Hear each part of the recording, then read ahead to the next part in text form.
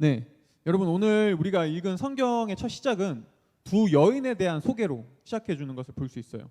근데 사실 이 소개에 31절 이 소개에 오늘 성경이 말하고자 하는 모든 주제, 모든 메시지가 다 담겨 있어요.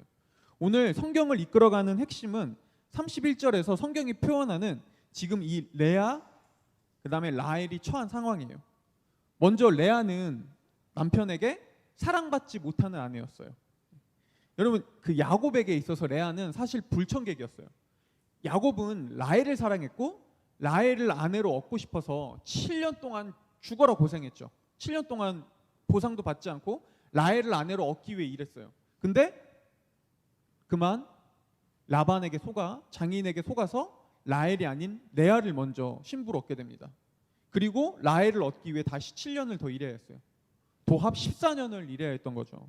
여러분 야곱이 이 생각을 하면 할수록 어땠을까요? 화가 났겠죠. 레아를 볼 때마다 내가 저것만 아니었으면, 내가 저 사람만 아니었으면, 더 심하게 얘기할 수도 있죠. 7년에 끝냈을 거를, 내가 사랑하는 라헬을 얻었을 텐데 내가 7년이나 14년을 내가 이 개고생을 저 레아 때문에 그랬겠죠. 당연히 레아를 좋아할 리 없죠. 그렇게 레아는 남편에게 사랑받지 못하는 아주 가련한 여인이었어요. 하지만 하나님께서는 이런 레아를 불쌍히 여기셨고 그녀의 태를 여셔서 그녀에게 자녀를 많이 낳을 수 있는 그런 축복을 주십니다. 여러분 반대로 라헬은 남편의 사랑받는 부인이었어요. 야곱의 모든 관심과 사랑을 라헬에게 쏠려 있었습니다. 라헬은 부족함 없이 사랑받았어요. 그런데 라헬에게도 부족한 게 있었다고 성경은 말해요. 자녀가 없었어요. 여러분 이 당시 사회에서, 이 고대 사회에서 자녀가 없다는 거는 지금도 여러분 요새도 불임 부부들이 많잖아요. 근데 이게 생각보다 정말 아이를 계획하고 있는 부부들에게는 대단히 큰 아픔이고 문제예요. 근데 고대 사회에서 자녀가 없다는 거는 훨씬 더 큰 문제였어요. 지금이랑 상상도 할 수 없을 정도로 엄청난 고통이었죠. 자녀를 생산하지 못하는 여인의 아픔은. 자, 라헬은 남편의 사랑은 받았지만 자녀가 없기 때문에 엄청난 고통스러운 그런 아픔 속에 살아왔던 여인이었다고요. 여러분 한번 보세요. 한 사람은 자녀는 많지만 남편에게 사랑받지 못해요. 한 여인은 남편에게 사랑은 받지만 자녀가 없어요. 그리고 이 둘은 서로에게 없는 것을 가지고 각자 자신에게 가지고 있지 않는 상대방을 시기하고 질투합니다. 그리고 자신에게 없는 것을 가지고 있는 상대방의 것을 빼앗기 위해 부단히 노력하고 경쟁해요. 이게 오늘 성경 전체 이야기예요. 그런데 오늘 이야기를 사실 우리가 자세히 살펴보면은 이 모습이 그렇게 낯설지 않아요. 많은 부분에서 레아와 라헬의 모습이 오늘날 우리의 이야기 같아요. 이 이야기 속으로 들어가서 그 이야기들을 따라가다 보면은 마치 오늘날 저와 여러분 아니면 오늘날 시대를 살아가는 수많은 사람들의 이야기 같다고요. 그래서 오늘은 우리가 성경 안에서 이 몇 가지 둘 사이의 공통점과 그리고 오늘날 우리 시대와의 공통점을 좀 살펴보려고 하는데요. 먼저 첫 번째는 이 레아와 라헬 둘 모두 결핍의 문제를 안고 있었다는 거예요. 레아는 남편의 사랑이 결핍되어 있었고요. 라헬은 자녀가 결핍되어 있었어요. 레아는 그리고 남편의 사랑을 받지 못했던 레아는 자녀를 통해서 잠깐 위로를 얻습니다. 자녀를 낳을 때는. 하지만 레아의 시선은 다시 자신에게 없는 그리고 동생인 라헬이 가지고 있었던 남편의 사랑을 향했어요. 그리고 그녀는 계속해서 그걸 더 원해요. 그래, 나에게 자녀가 있지만 나에게 남편의 사랑이 없어. 난 저걸 원해. 라헬은요? 라헬은 남편의 사랑은 있었지만 자녀가 없었죠.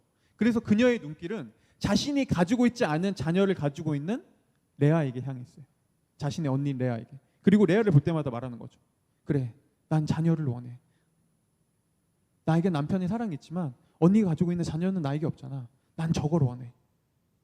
그렇게 둘은 서로가 가지고 있지 않은 결핍의 문제 속에서 서로를 부러워하고 시기하고 질투합니다. 여러분, 오늘날 우리의 삶은 어떤가요? 사람들은 모두 나름대로의 결핍을 가지고 살아가요. 그리고 결핍의 문제는 대개 비교로 나타납니다. 사람들은 내가 가지고 있지 않은 것을 가지고 있는 사람들을 보고 그것을 부러워하죠. 그러면서 이렇게 생각하기도 해요. 저 사람은 행복하겠지? 나는 이게 없는데 저 사람은 저게 있잖아. 쟤는 좀 더 낫지 않을까? 쟤는 행복할 거야. 쟤는 되게 좋아 보이네. 근데 정말로 그럴까요? 우리 눈에는 부족함이 없어 보이는 사람들도 그 사람의 인생에 깊게 들어가면은 그 사람 또한 자신이 가지고 있지 않은 것을 가지고 있는 누군가와 스스로를 비교하며 또 다른 결핍의 문제를 가지고 있어요. 아무리 돈이 많은 것처럼 보이고, 아무리 많은 사회적 지위를 얻은 것처럼 보이고, 아무리 세상에서 성공한 것처럼 보인 사람들도 그 삶을 들어가면은 각자 누군가와, 자신이 가지고 있지 않는 것을 가지고 있는 누군가와 스스로를 비교하면서 결핍의 아픔을 가지고 있다고요. 이렇듯 사람들은 끊임없이 자신에게 없는 어떤 것을 원합니다. 그리고 그것을 어떤 때는 얻기도 하지만 인간이 경험하는 결핍의 문제는 그렇게 쉽게 해결되지 않아요. 하나를 얻고 시간이 지나면 또 나에게 없는 무엇인가가 보이죠. 그리고 또다시 하나를 얻고 나면은 또 나에게 가지고 있지 않은, 다른 사람은 가지고 있는 그 무엇인가가 또 보이기 시작하는 것이죠. 결국 사람들은 나에게 없는 무엇인가를 계속 갈망하고 원해요. 결핍되어 있는 것이죠. 여러분, 심지어 사람들은 눈에 보이지 않는 것도 원합니다. 그것도 비교합니다. 심지어 행복도 비교해요. 그래서 나는 행복해. 그래, 나는 지금 내 삶에 만족해 라고 하다가도 나보다 더 행복해 보이는 사람을 보면은, 나보다 더 괜찮은 삶을 살고 있는 사람을 보면은 또 이렇게 생각하는 거예요. 나도 행복한데 저 사람은 더 행복해 보이네? 저 사람은 더 좋아 보이네? 어떻게 저럴 수 있지? 나도 저러고 싶다. 심지어 눈에 보이지 않는 것도 우리는 비교하면서 원한다니까요. 이렇듯 여러분, 결핍의 문제는 단순히 내가 가지고 있느냐 가지고 있지 않느냐 이런 차원이 아니에요. 결핍의 문제는 우리 생각보다 훨씬 더 깊은 문제예요.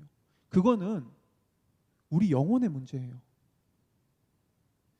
오늘 레아와 라헬의 둘의 또 다른 공통점은 둘 다 이 결핍에서 벗어나기 위한 해결책으로 자녀를 삼았다는 거예요. 특히 레아에게서 우리는 이런 모습을 잘 살펴볼 수 있는데요. 야곱은 레아를 사랑하진 않았지만 그 당시에 가장으로서의 책임은 대를 잇는 것이 가장으로서의 또한 중요한 책무였어요. 그러니까 야곱은 레아를 사랑하지 않으면서 가장으로서 대를 이어야 한다는 책임감으로 잠자리를 갖는 거예요. 피상적인, 그저 후손을 잇기 위한, 마음은 없지만 몸만 나누는 잠자리.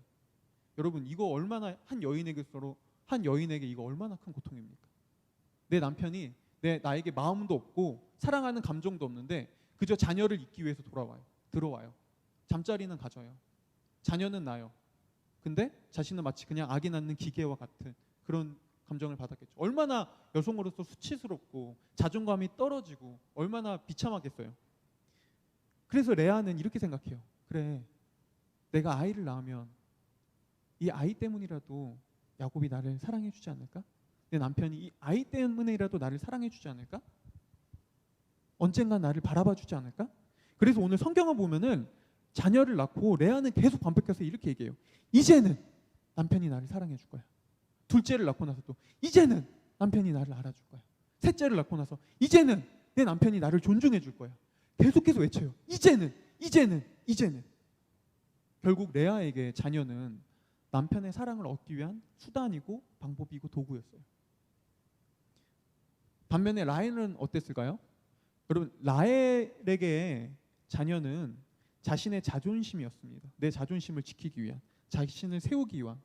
오늘 성경을 보면은 우리는 이 성경의 뉘앙스들을 통해서 라헬이 얼마나 자존심 강하고 승부욕이 강한 여인이었는지를 알 수 있어요. 30장 1절을 보면은 성경은 라헬이 대놓고 자기보다 자녀가 많은 언니를 시기했다고 말해요. 레아는 사랑받지도 못하면서, 그리고 자기보다 훨씬 못나은 누나인 언니인데도 불구하고 자녀를 가지고 있는 언니가 못마땅했어요. 자존심 상한 거죠. 내가 훨씬 더 여러모로 조건도 낮고 남편에게 사랑도 받고 있는데 왜 언니가 자녀는 더 갖고 있지? 이게 말이 돼? 내가 이러면 안 되는데 내가 다 가져야지. 그래서 오늘 라헬은 야곱에게 찾아가서 이렇게까지 얘기해요. 나에게도 자녀를 낳게 해주지 않으면 나 죽어버릴 거예요. 여러분, 이거 진짜 얼마나 당돌하면서 얼마나 이 라헬의 지금 승부욕과 자존심을 보여주는 거예요. 저에게 자녀 낳게 해주시지 않으면 저 죽어버릴 거예요. 그러니까 야곱이 그러죠. 그게 내 마음대로 되는 거예요? 왜 나한테 와서 따지시오? 그러니까 라헬은 이렇게 얘기합니다. 그렇다면 제 여종을 통해서라도 아이를 낳아주세요. 왜냐하면 고대 사회에서는 이 부부 사이에 자녀가 없을 때 그 종을 대리모로 삼아서 자녀로 삼는 일이 왕왕 있었거든요. 그러니까 라헬은 지금 그거 요구하는 거예요. 그렇다면 제 여종을 통해서라도 제 자존심 좀 지켜주세요. 제 체면 좀 살려주세요. 그리고 나서 라헬은 이 여종 비라를 통해서 자녀를 낳고 또 두 번째 자녀가 태어나자 이렇게 외칩니다. 내가 언니를 이겼다. 내가 언니를 이겼어. 이게 라헬이 자녀를 갖고 싶었던 마음이에요. 그녀는 이기고 싶었어요. 자신의 자존심이 구겨지면 안 됐어요. 이렇듯 라헬에게 자녀를 낳는다는 것은 언니와 겨루고 이겨서 자신을 입증하기 위한, 자신의 정체성을 세우기 위한, 자존심을 지키기 위한 그런 수단인 것을 우리는 알 수 있습니다. 결과적으로 레아는 자녀를 통해 남편의 사랑을 얻고자 했고 라헬은 자녀를 통해 자신의 자존심을 지키기를 원했다는 거예요. 둘 다 자녀를 원한 것 같지만 동기는 달랐어요. 여러분 오늘날에도 사람들이 우리 주변에 있는 수많은 사람들이 추구하고 원하는 것을 보세요. 겉모습을 보면 사람들이 원하는 건 크게 다르지 않아요. 사람들이 원하는 건 사실 대부분 거기서 거기예요. 그 중에서도 오늘날 사람들이 가장 추구하는 건 뭘까요? 뭐죠? 여러분들 사람들이 가장 원하는 게 뭘 것 같아요? 여러분들이 가장 좋아하는 거 돈이죠.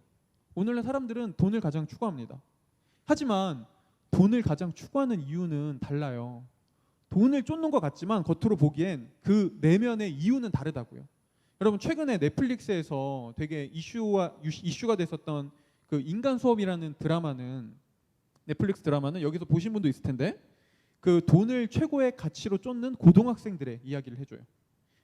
이들은 고등학생이면서도 불구하고 돈을 최고로 가치로 쫓기 때문에 돈을 위해서라면 수단과 방법을 가리지 않고 심지어 죄책감도 가지지 않는 것을 볼 수 있습니다. 그런데 이들이 이렇게까지 돈을 원하지만 돈을 원하는 이유는 보면 다 달라요. 먼저 그 드라마의 주인공인 지수는 이 부모의 어렸을 때부터 부모의 돌봄을 제대로 받지 못해서 부모의 도움 없이 나의 힘으로 고등학교를 졸업하고 대학을 졸업하고 내가 회사에 취업하는 그런 평범한 일상을 살기 위해서는 나에게 돈이 있어야 되겠구나. 나에겐 그 누구도 나를 서포트해 줄 수 있는 사람이 없으니까 내가 직접 돈을 벌어서 이걸 평범한 인생을 살 수 있게 해야지 라는 그런 동기로 돈을 쫓습니다. 반면에 지수와 달리 부잣집에서 태어난 여주인공 규리는 집에서 주는 압박감, 그 집에서 어렸을 때부터 그녀에게 가져다 주는 이 압박감에서 벗어나기 위해서 독립과 자유를 위해 돈을 추구하고 쫓아요. 또 같은 반 학생인 미니는 남자친구가 원하는 선물을 사주고 남자친구를 잘 달래줘서 남자친구의 사랑을 얻기 위해 돈을 추구하고 원합니다. 이처럼 그 드라마 속에서 나오는 인물들은 다 돈을 추구하는 것 같지만, 다 돈을 맹목적으로 쫓지만 동기는 달라요. 마찬가지죠. 오늘날 사람들은 겉으로 볼 때는 다 돈을 원하고 똑같은 걸 추구하는 것 같지만 내면의 동기는 다릅니다. 사람들이 돈을 추구하는 이유는 그 돈이 자신이 원하는 것을 가져다 줄 수 있다고 믿기 때문에 돈을 쫓는 것이죠. 오늘 레아와 라헬이 자녀를 통해 자신의 문제를 해결하려고 했던 것처럼 오늘날 현대 사람들은 돈을 통해 자신들이 가지고 있는 문제를 해결하려고 한다는 거예요. 자, 세 번째는 레아와 라헬은 모두 자녀를 통해 문제를 해결하고 싶어 했지만 정작 그녀들이 원했던 자녀가 둘의 문제를 해결해 주지 못했다는 겁니다. 먼저 레아는 자녀를 낳을 때마다 계속해서 얘기합니다. 이제는 남편이 날 사랑해 줄 거야. 이제부터는 남편이 날 바라봐 줄 거야.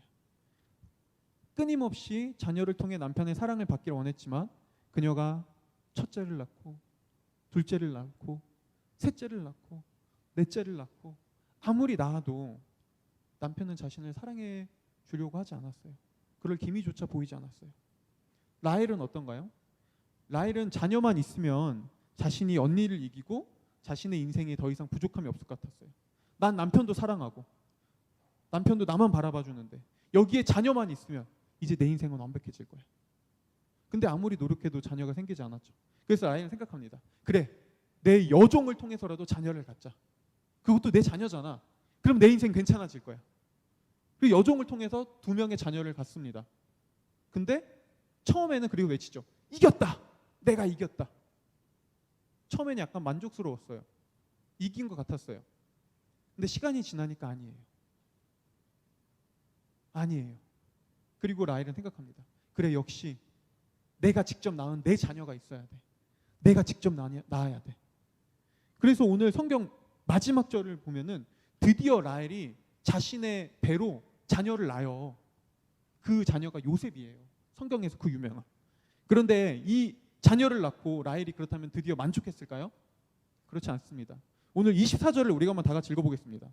라헬이 마지막으로 자녀를 드디어 그토록 원하던 자녀를 낳고 이렇게 얘기해요. 다 같이 한번 읽어볼게요. 시작. 다시 다른 아들을 내게 더하시기를 원하노라 하였더라. 제가 다시 한번 읽어드릴까요? 그 이름을 요셉이라 하니 여호와는 다시 다른 아들을 내게 더하시기를 원하노라. 지금 라헬이 뭐 한 거죠? 드디어 내 배로 내가 자녀 낳으면 괜찮을 줄 알았는데 낳자마자 이렇게 얘기하는 거예요. 하나님, 한 명 더요. 하나 더요. 여러분, 오늘날 우리 모습 아니에요? 이게 성경에서 있는 옛날 얘기인가요? 우리와 동떨어진 얘기인가요? 오늘날 현대 사람들의 우리 주변에서 일어나는 얘기 아닌가요? 오늘날 사람들은 항상 외쳐요. 이것만 있으면, 저것만 있으면. 그리고 그걸 얻을 때 얘기하죠. 그래, 이제는 행복할 거야. 이젠 내 인생 괜찮아질 거야. 그런데 막상 그걸 얻고 나면은 처음에 만족스럽다가 나중에 부족한 게 느껴져요. 뭔가 아닌 것 같아요. 다시 공허해져요. 그러면 다시 외치죠. 딱 하나만 더. 딱 하나만 더. 수많은 사람들이 이렇게 살아가잖아요. 오늘날 우리 주변에, 아니 그리고 우리조차도, 수많은 기독교인들조차도 이렇게 살아가잖아요. 하나님, 이것만 주세요. 얻었는데 아니야. 그럼 얘기하는 거죠. 하나님, 하나만 더요. 하나만 더. 학창 시절에는 대학만을 외쳤다가 대학에 가서는 취업만. 그리고 취업 후에는 결혼만, 사랑만, 아니면 여가만, 여행만, 자유만, 연봉 인상만. 끊임없이 외치죠. 무엇인가를 더, 하나만 더, 이제부터는. 하지만 결국에 하나씩 얻고 쌓아도 시간이 지나면 금방 공허와 허무함이 찾아옵니다. 그리고 이런 삶을 계속해서 이런 삶이 반복되다 보면 사람들은 나중엔 점차 무기력함에 빠집니다. 더 이상 이제부터는 하나만 더 이런 거 외치지 않아요.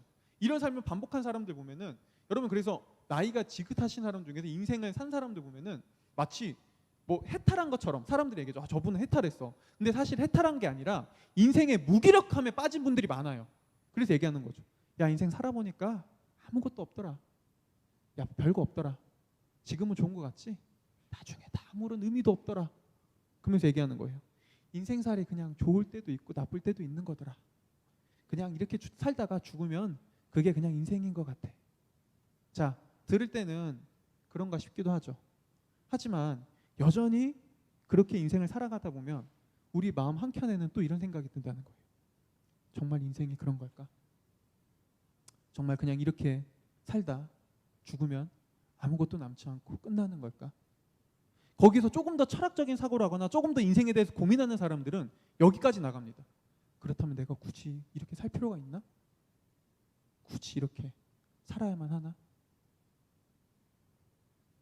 오늘 레아와 라헬의 네 번째 공통점은 앞서 이야기한 이 허무와 공허, 무엇으로도 채워지지 않는 이 메마름에 대한 원인을 보여준다는 거예요. 둘은 모두 오늘 성경을 보면 입으로는 하나님을 잘 외칩니다. 하나님이 주셨습니다. 하나님이 들으셨습니다. 하나님이 저의 소원을 기억해 주셨습니다. 그런데 둘은 하나님은 엄청 외치지만 정작 하나님을 그들 삶의 주변부에 놔요. 하나님이 한 번도 그들 인생의 중심인 적이 한 번도 없었다는 거예요. 그리고 이거야말로 그녀들이 겪는 문제와 아픔의 가장 결정적인 이유였어요.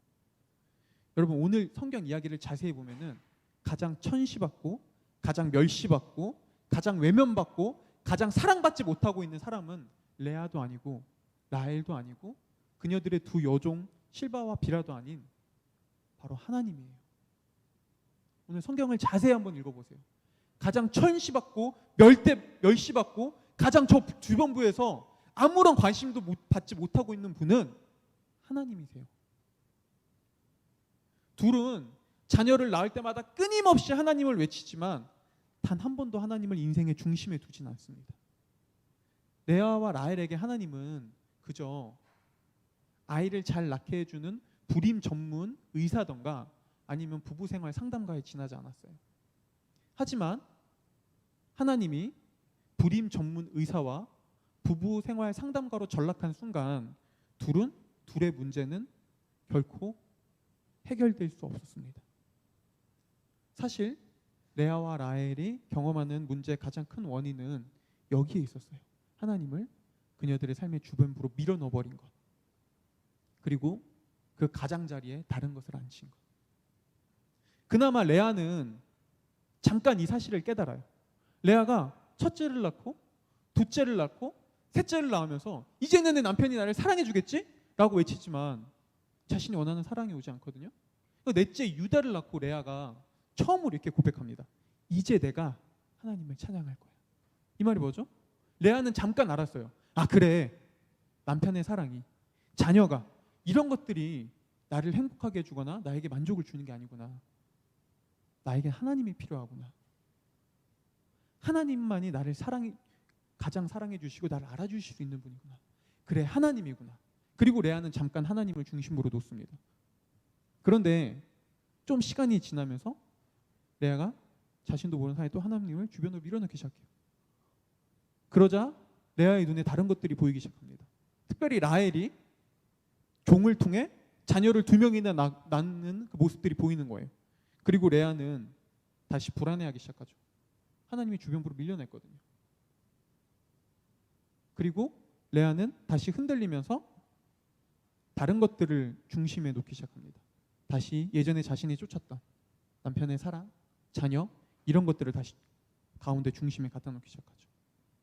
그리고 어느새 하나님을 잊어버리기 시작합니다.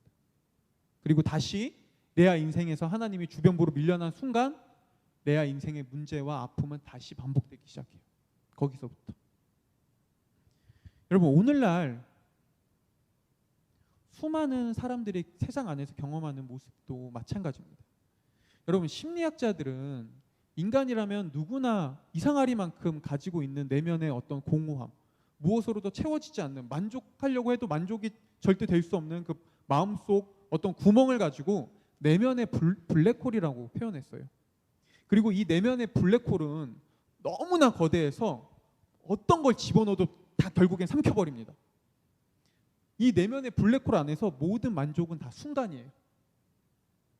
취업, 결혼, 자녀, 돈, 좋은 집, 물질, 사랑, 이런 것들은 순간입니다. 결국엔 내면의 블랙홀이 다 빨아들여버리고 우리에게 공허만을 남기죠. 여러분 일반적인 종교들의 특징은 이 내면의 블랙홀을 우리가 잘 다스리는 법을 가르쳐줘요. 그래, 이 내면의 블랙홀을 가지고 잘 사는 법을 가르쳐주는 게 이 일반적인 종교예요. 그래서 내면의 블랙홀 속에 우리가 치우쳐지지 않도록 잘 마음을 정돈하고 다스리고, 그러기 위해서 수행을 해야 되고 고행을 해야 되고, 그러다가 조금만 자칫 잘못하면 다시 내면의 블랙홀에 빠지게 되고. 그래서 일반적인 종교 안에서 이 수행하고 고행이라는 것은 매우 어려운 과정이에요. 그래서 이 과정을 통과해서 내면의 블랙홀을 가지고면서도 평안하고 안정된 인생을 사는 사람은 아주 극소수에 불과합니다. 그마저도 자칫 잘못하면 다시 돌아가 버린다는 것이죠. 또한 일반적인 종교의 특징은 내면의 블랙홀을 다스리는 법은 가르쳐주지만 그 원인과 이유에 대해서는 설명해주지 않는다는 거예요. 그저 인간은 원래 그런 존재라고 얘기해요. 인간은 그냥 그렇게 생긴 존재라고 말하죠. 하지만 기독교는 내면의 블랙홀을 잘 다스리고 그것을 가지고 살아가는 법을 가르쳐주는 종교가 아닙니다. 기독교는 내면의 블랙홀이 왜 생겼는지에 대한 이유를 알려주고 그 이유에 대한 해결책을 얘기해 주는 게 기독교예요. 그리고 기독교는 우리 내면의 블랙홀이 존재하는 이유가 오늘 레아와 라헬처럼 하나님을 우리 인생의 중심에서 주변부로 밀어내고 소외시키는 순간 하나님이 있어야 할 자리에 이 거대한 구멍이 생겼다고 말해요. 이게 내면의 블랙홀의 원인이라고 얘기한다는 것이죠. 여러분, 기독교의 모든 시작은 하나님께서 우주와 세상과 모든 만물과 인간을 창조했다는 여기서부터 시작됩니다. 이 사실을 믿고 받아들이지 않는다면 그 이후의 이야기는 아무런 의미도 없어요. 더 이상 진행되지가 않아요. 하지만 이것이 정말 사실이라면 하나님께서 우주와 세상과 모든 만물과 인간을 만든 창조주시라면 하나님이 우주의 중심이고 만물의 중심이고 이 세상의 주인인 것은 결코 이상한 일이 아니죠. 그게 마땅한 일이죠. 그분이 만드셨으니까. 하나님이 이 모든 것들을 만든 창조주시라면 하나님이 당연히 세상과 우주와 우리 인생의 중심이고 주인이어야 되는 것이죠. 그리고 마땅히 하나님을 통해 창조된 피조물, 우주, 만물, 세상, 우리 인간의 인생은 하나님 안에서 하나님을 통해 만족과 기쁨과 생명을 경험할 수 있는 게 당연한 것이죠. 그래서 요한복음은 이걸 가지고 1장 4절에서 하나님 안에 생명이 있었다고 표현해줘요. 하나님 안에 생명이 있었다. 뭐죠? 인간과 모든 만물은 하나님 안에서 생명을 경험할 수 있었다. 근데 어느 날 인간이 모든 만물의 주인이고 중심이 하나님을 밀어내버립니다. 생명이신 하나님을 저 주변부로 집어 던져버린 것이죠. 그리고 중심에 있던 하나님을 주변부로 밀어낸 순간 그 자리에 거대한 구멍이 생겼어요. 어떤 목사님이 이렇게 얘기하더라고요. 이렇게도 표현하더라고요. 하나님만이 우리에게 공급해 줄 수 있는 생명의 자리에 뻥! 하고 구멍이 뚫린 거라고. 그리고 이 구멍은 뻥 뚫린 구멍은 너무나 거대해서 그 무엇으로도 메꾸어지지 않는 것이죠. 그리고 하나님의 생명을 더 이상 공급받지 못한 인간은 결핍과 메마름을 경험하기 시작합니다. 역사상 수많은 사람들이 이 구멍을 메꾸기 위해 물질로, 명예로, 권력으로, 힘으로, 사랑으로, 종교로 이 구멍을 메꾸려고 했지만 그 누구도 이 구멍을 메꾼 사람은 역사상 지금까지 아무도 없어요. 지금은 과학으로 메꾸려고 하죠. 하지만 그것으로도 해결되지 않습니다. 그 무엇을 부어도 붓는 즉시 이 커다란 구멍 안에 다 휩쓸려 빨려 들어가는 것이죠. 여러분, 지금 현재 얼마 전까지 우리 아는 청년들은 알겠지만 옆에 이제 H플레이스 카페를 운영하다가 지금은 우리 교회에 출석하고 있는 그 형제가 있는데요. 저랑 한 3주 정도 교회 나와서 계속 이 새가족 교육을 했는데 제가 새가족 교육하면서 그 형제의 그 삶에 대해서 한번 이렇게 쭉 이야기를 들어봤어요. 혹시 지금 왔나요? 오늘? 네, 어쨌든 쭉 이야기를 들으면서 젊은 청년인데 이제 27 젊은 청년인데 딱 들어만 봐도 정말 인생을 치열하고 열심히 살아왔구나라는 게 느껴지더라고. 그리고 심지어 열매도 있었어요. 우리가 알듯이 27에 카페 사장도 하고 안정적으로 자리 잡았잖아요. 그런데 제가 이제 그러면서 그 형제한테 물었어요. 그래요. 이 어린 나이에 정말 많은 경험도 하고 많은 것을 이루고 성과도 냈는데 어때요? 그래서 만족스러워요? 좋아요? 어때요? 그 청년이 이렇게 얘기하더라고요. 남는 게 없네요. 남는 게 없어요. 여러분, 이 말이 장사 열심히 했는데 내가 지금 미쳤다 이 말인가요? 그게 아니죠. 이 형제의 말은 무언가를 채우기 위해 끊임없이 열심히 채우며 쫓으며 열매를 이루어가려고 살아갔는데 남는 게 없네요. 이게 실존적 고백이었다는 거예요. 실존적 고백. 여러분, 남는 게 없네요라는 이 형제의 고백은 사실 하나님을 저 우리 인생 멀리 주변부로 밀어넣어버린 저와 여러분 우리 모두의 고백이에요. 사실은 우리 모두가 오늘 성경에 등장하는 레아고 라헬이에요. 우리는 우주의 중심이자 생명의 근원인 하나님을 저 멀리 밀어놓은 채 그 어마어마한 구멍을 아주 조그마한 다른 것들로 막 우겨서 채워 넣고 만족을 얻으려 살아온 사람들이죠.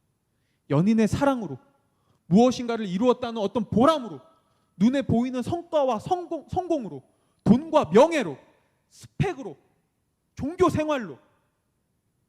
하지만 우리가 그토록 뭔가를 채워내려고 했지만 우리 인생 가운데 그게 정말 우리에게 완전한 만족과 행복을 준 적이 있던가요? 잠깐이면 스쳐 지나가죠. 하지만 우리는 결국 오늘 레아와 라헬처럼 또 외쳐요. 그래서 이제는 이번엔 다를 거야. 아니면 또 외치죠. 하나만 더. 하나가 부족해서 그래.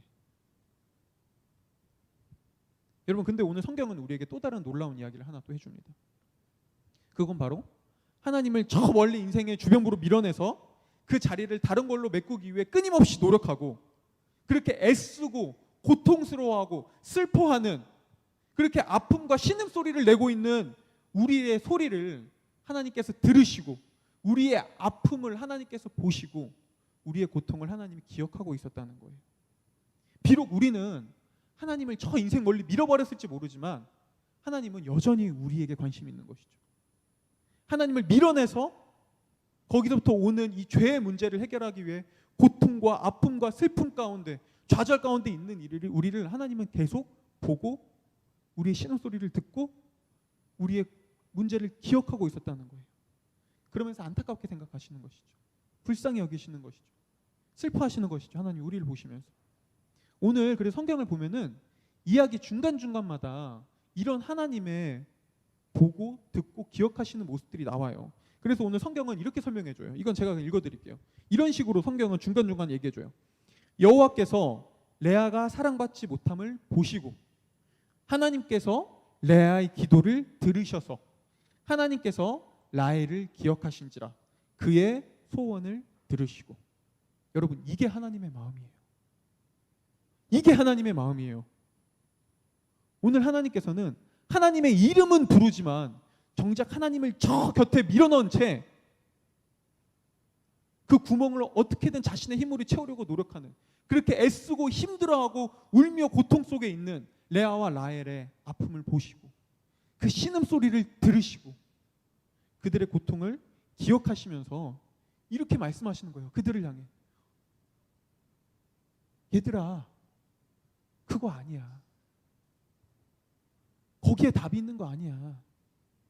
여기에 있어. 나한테 있어. 하나님은 오늘 이 얘기를 지금 이 순간에도 하나님을 저 인생의 주변부로 밀어넣고 수많은 것들로 채워지지도 않는 그 구멍을 메꾸기 위해 노력하는 수많은 사람들 향해서 그들의 아픔과 고통과 슬픔과 그 눈물을 기억하면서 오늘도 여전히 외치신다고요. 우리 주변에 있는 사람들에게 혹은 이 자리에 있는 여러분들에게 말한다고요. 그거 아니야.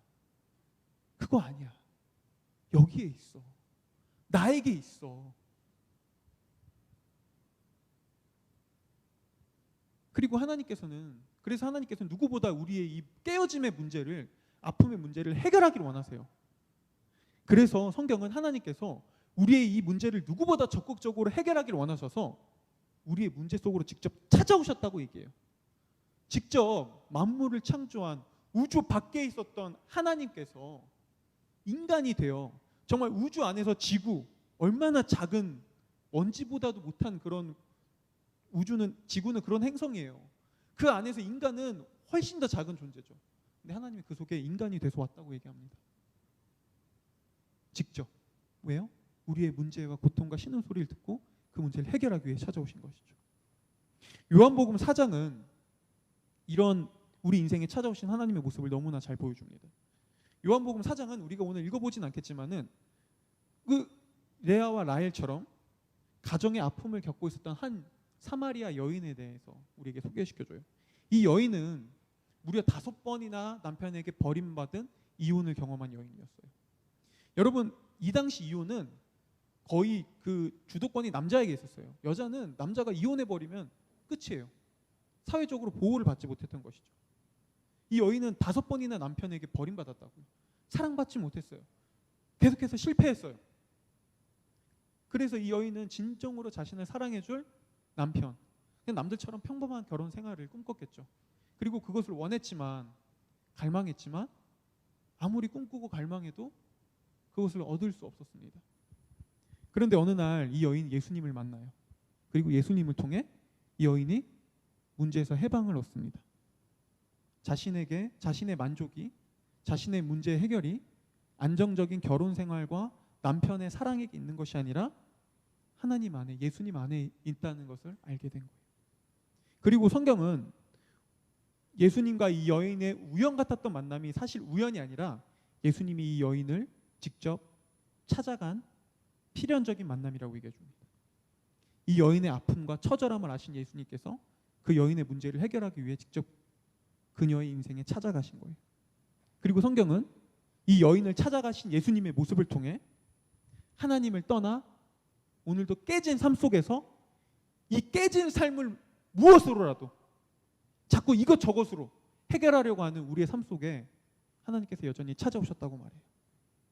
그래서 오늘 이 요한복음 4장에 보면은 여인과 예수님이 대화할 때 예수님께서 여인을 향해 이렇게 얘기해요. 네가 말한 메시아가 바로 나다. 여러분, 오늘날 어떤 사람들은 예수님을 두고 이렇게 얘기합니다. 예수는 그저 좋은 선생이야. 그저 우리에게 좋은 가르침을 준 4대 성인 중 한 명일 뿐이야. 예수는 그저 우리 인생에 참 좋은 길목을 가르쳐 제시해주는 그런 하나의 앞서간 그런 뛰어난 학자지. 하지만 여러분, 성경은, 그리고 예수님은 한 번도 예수님은 그렇게 얘기한 적이 없어요. 성경은, 그리고 예수님은 항상 예수님에 대해서 이렇게 얘기해요. 하나님을 주변으로 밀어내고 그 죄로 인해 인생의 아픔과 상처와 고통과 슬픔, 결핍 속에서, 그 문제 속에서 고통스러워하는 우리를 보고 우리의 신음소리를 듣고 우리를 기억해서 우리를 그 비참하게 하면서 건져내기 위해 직접 찾아오신 하나님이 예수님이다 라고 성경은 말합니다. 그분은 보고 듣고 기억하신 것으로 끝난 것이 아니라 그걸 해결하기 위해 직접 뛰어드셨어요. 우리의 문제 속으로. 여러분, 오늘날에도 수많은 사람들이 하나님을 삶의 저 주변부로 밀어넣어버리고 자신을 중심으로 다른 것들을 그 자리로 메꾸려 하고 살아갑니다. 잠깐 중심으로 두기도 합니다. 어떤 사람들은. 하지만 시간이 지나면 다시 하나님을 밀어버리고 다시 내가 중심이 돼서 살아가죠. 하지만 여러분, 내가 중심이 된 삶은 불행해요. 그리고 사람들은 본능적으로 내가 중심이 된 삶은 불행하다는 것을 압니다. 그래서 무엇인가를 찾아요. 이게 있으면, 저게 있으면, 이게 있어야 이제부터는 하나만 더 계속해서 뭔가를 찾아요. 내가 중심이 됐지만 그 삶이 불완전하고 불행하다는 것을 이미 우린 본능적으로 아는 거예요. 그래서 자꾸 다른 걸 찾죠. 만족을 위해. 이제는 하나만 더. 그리고 하나님께서는 지금도 여전히 수많은 사람들의 오늘날 이런 세상의 아픔을 보고 계시고 듣고 계시고 그것을 기억하실 뿐 아니라 해결하기를 원하세요. 해결하고자 하세요. 하지만 우리가 이 문제에서 벗어날 수 있는 방법은 오직 하나입니다. 하나님이 우리 인생의 중심이 되셔야 해요. 하지만 이거는 인격과 관계의 문제입니다. 이건 하나님이 억지로 할 수 있는 게 아니에요. 마치 기계처럼 너 그거 다 버려, 내가 해줄게. 그러게 아니, 그건 인격이 아니죠. 하나님이 인격이기 때문에 우리한테 호소하시는 거예요. 오늘 처음 성경 이야기 속에서 이 여인들의 두 여인의 비참한 울부짖음 속에 사실 하나님의 울부짖음이 있는 거예요. 그거 아니야. 왜 거기서 찾고 있니? 여기 있잖아. 너희의 울음을 듣고 너희의 아픔을 보고 너희의 신음소리를 기억하고 있는 내가 여기 있잖아. 오늘도 하나님은 우리에게 외치시는 거예요. 그리고 우리가 이 하나님을 우리 인생의 중심으로 두었을 때 그 무엇으로도 해결되지 않고 아무것도 남는 것 없는 것 같은 우리 인생에 열매가 맺어지기 시작합니다. 그때부터 비로소 열매가 맺혀지기 시작해요. 우리 인생이 바뀌는 것이죠. 그래서 하나님은 지금 이 순간에도 하나님이 없어 하나님을 저 주변부로 밀어버려서 수많은 고통과 아픔과 슬픔 속에 있는 사람들을 기억하시고 그들의 중심이 되길 원하십니다. 그래서 오늘날에도 여전히 우리를 찾아오십니다. 여전히 우리를 찾아오시고 우리에게 말씀하세요. 그거 아니야. 여기에 있어. 여기에 있어. 여러분, 부디 지금 이 순간에도 어떤 이해할 수 없는 깨어진 가운데 있는 분들이 있다면, 수없이 뭔가를 채우려고 하고 이것만 있다면, 하나만 더를 쫓아가고 있었다면, 그 고통과 아픔을 보고 듣고 기억할 뿐 아니라 직접 해결하길 원하시는, 그래서 우리로 지금 이 순간에도 우리를 찾아오셔서 우리에게 말씀하시는 이 하나님의 말씀에 반응함으로, 그 하나님을 중심으로 두고 정말 풍성하고 아름다운 무언가 이제 정말 남겨가는 그런 열매 맺혀지는 삶을 살아가는 그런 저와 여러분이 되기를 소망합니다.